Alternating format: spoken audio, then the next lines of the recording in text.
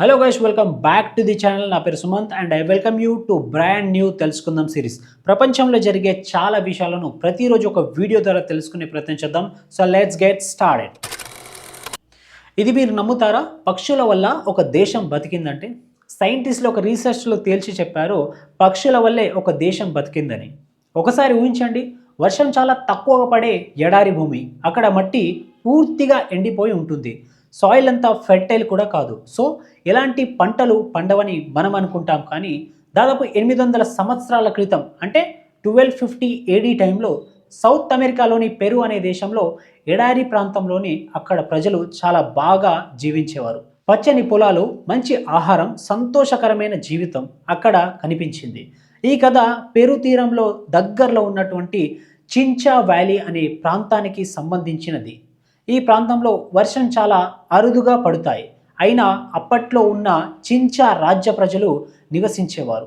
వారు చాలా తెలివైన వారు. ప్రకృతిని గమనించి దానితో కలిసి జీవించడం వారికి బాగా తెలుసు. వారి జీవితం పూర్తిగా వ్యవసాయంపై ఆధారపడి ఉంటుంది. కానీ ఎడారిలో వ్యవసాయం చేయడం చాలా కష్టమని మనకు తెలుసు. అందుకే వారు ఒక ప్రత్యేకమైన మార్గాన్ని కనుగొన్నారు. పెరు తీరానికి దగ్గరలో ఉన్న సముద్రంలో చాలా చేపలు ఉండేటివి. చేపలు ఎక్కువగా ఉండడంతో చాలా సముద్ర పక్షులు అక్కడికి వచ్చేవి. ఈ పక్షులు సముద్ర తీరానికి దగ్గరలో ఉన్న రాతి దీవులపై నివసించేవి. సంవత్సరాల తరబడి అక్కడే ఉండటం వల్ల వాటి పేడ, వాటి వాష్రూమ్ ఉంటుంది కదా, అక్కడే పేరుకుపోతుంది. సాధారణంగా మనం ఈ పక్షుల పేడ దేనికి పనికిరాదని మనం అనుకుంటాం, కానీ చించా ప్రజలు దానిలో ఉన్న ఉపయోగాలను గుర్తించారు. ఈ పక్షుల పేడలో పంటలకు కావలసిన శక్తి ఉందని వారు గమనించారు. అందుకే వారు పక్షులను చంపలేదు, వాటిని కాపాడారు. పక్షులు బతికితేనే తమ భవిష్యత్తు బాగుంటుందని వారికి తెలుసు. వారు ఆ పక్షుల పేడను జాగ్రత్తగా సేకరించి తీర ప్రాంతాల నుంచి ఎడారి పొలాలకు తీసుకెళ్లారు. ఆ పేడను పొడి మట్టిలో కలిపారు. దాంతో మట్టి బలంగా మారింది. పంటలు పండటం మొదలయ్యాయి.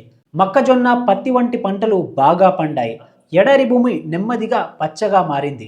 పంటలు పెరగడంతో ప్రజలకు ఆహారం దొరికింది, ఆకలి తగ్గింది, జీవితం మెరుగైంది. కుటుంబాలు సంతోషంగా జీవించాయి. కాలక్రమంలో ఈ ప్రజలు ఇతర రాజ్యాలతో కలిసిపోయారు.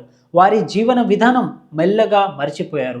ఈ జ్ఞానం కూడా కాలంతో పాటు కనుమరుగైంది. కానీ చాలా సంవత్సరాల తరువాత ఆధునిక శాస్త్రవేత్తలు ఈ ప్రాంతానికి పరిశీలించారు. వారు పాత మట్టిని, వాటి అవశేషాలను పరీక్షించారు. కార్బన్ డేటింగ్ మరియు ఐసోటోపు పరీక్ష చేసి ఒక నిజాన్ని తెలుసుకున్నారు. అప్పట్లో పంటలకు వచ్చిన శక్తి భూమి నుంచి కాదు, సముద్రం నుంచి వచ్చిందని. అంటే పక్షులు విసర్జించిన పేడ ఆ ఎడారి భూమికి జీవం పోసిందని శాస్త్రవేత్తలు నిర్ధారించారు. ఇది నిజంగా జరిగినటువంటి స్టోరీ. ఈ స్టోరీ మనకు ఒక ముఖ్యమైన లెసన్ ఇస్తుంది. అదేంటంటే, మనం ప్రకృతిని కాపాడితే అది మనకు కూడా సహాయం చేస్తుంది.